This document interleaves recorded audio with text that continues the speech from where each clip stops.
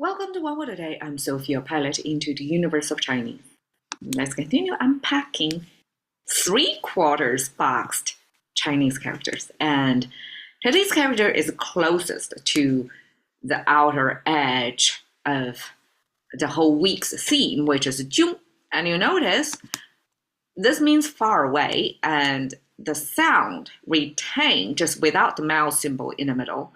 Just this three size unclosed box, pronounced as jiōng, same as adding the mouth symbol. So the mouth symbol added there obviously is not for the sound because it doesn't change a bit.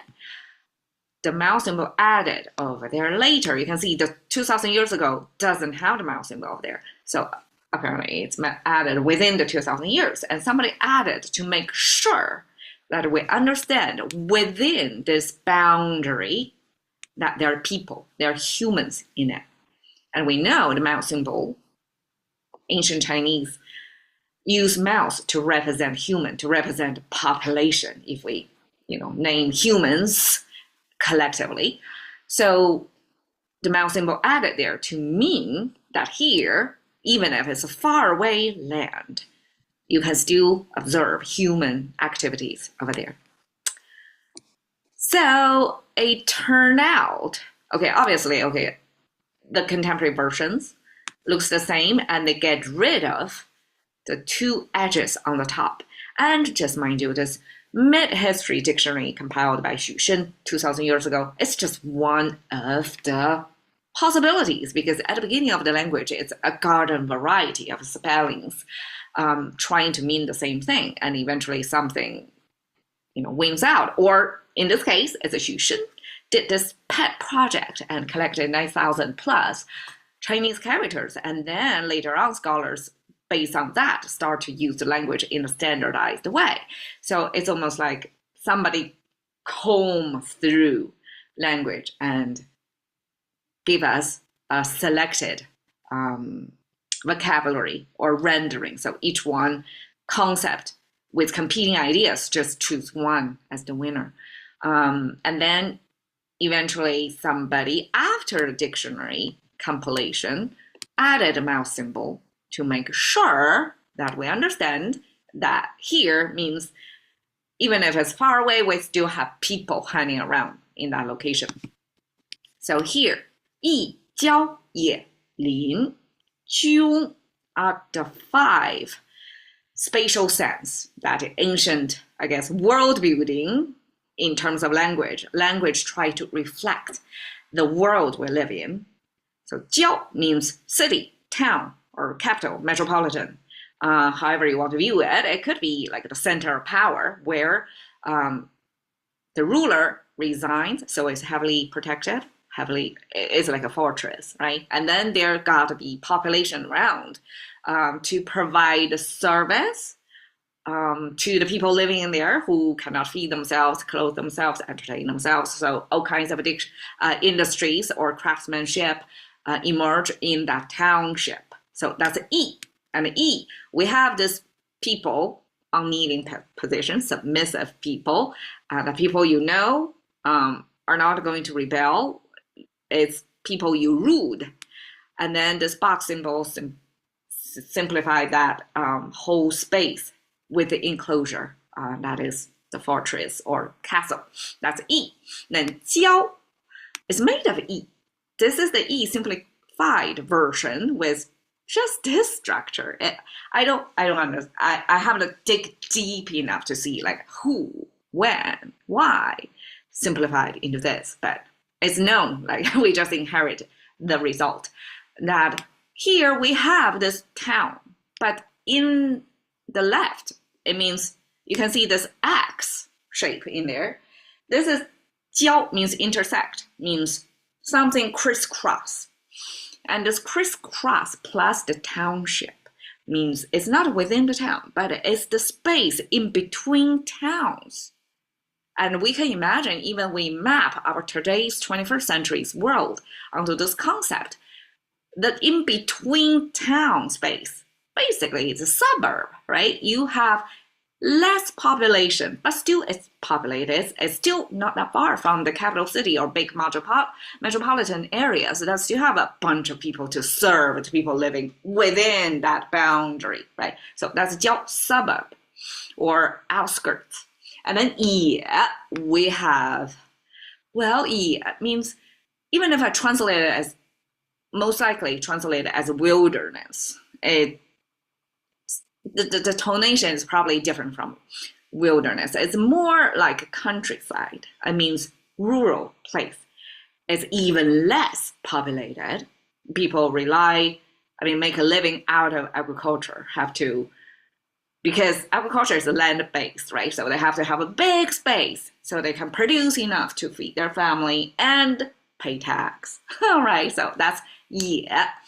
So it's further away from suburb, rural place. Now, beyond the farm fields, 林, we have double tree. Chinese just give you two to give a sense of, and then your brain are going to do the recursive pattern to say tree on top of tree on top of tree. So it's forest or woods. So that means the woods are not cleared for farming purpose yet. It's still naturally grown, and woods were used for their purpose. We need the wood.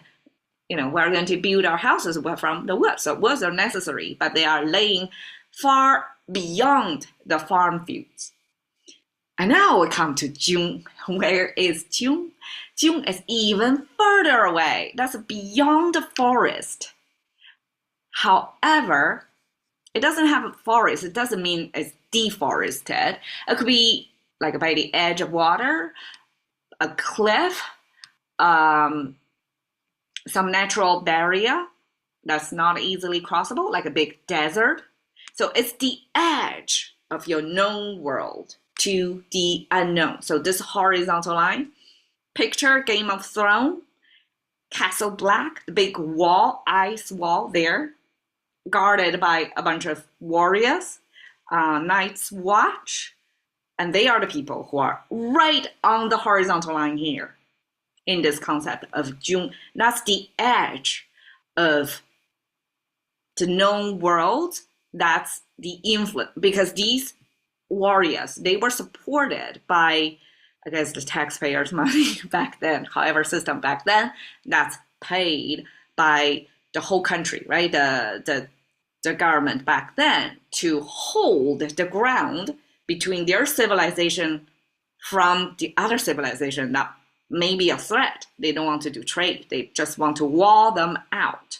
So, Chinese Great Wall is a typical jiōng edge that we don't want to have anything to do with them. Probably, like locally, there could be on a people-to-people scale, some sort of trade, but massively, this regime, this ruler doesn't understand, doesn't welcome the other side on the other walls. So on the other side of the wall, so therefore they build walls or ice walls to separate two different civilizations, two different regimes. Civilization is probably more likely because a wall building probably is. Well, I cannot talk further because we have recent wall building events, but that's jiōng in ancient concept that I translate as far away. So to quantify it, I asked ChatGPT, okay, in ancient measurement, equivalent to today's 3 miles. It's quite crammed space, right? 3 miles, not even today's cities, parameter or diameter. So it's 3 miles far, that's E. And then, I have to double check on that. It doesn't sound convincing. And then 叫 suburb is about 15 miles. Okay, I can buy with that. And then probably it's 30 miles away. So it's like between this 叫 15 miles to up to 15 miles and to up to 30 miles. 30 miles would be the agriculture surrounding this population center, right? And supply locally to that. So 30 miles. And then 林 could up to, I don't know, what did I say? Could be up to beyond the 30 miles. So I guess how large the forest is.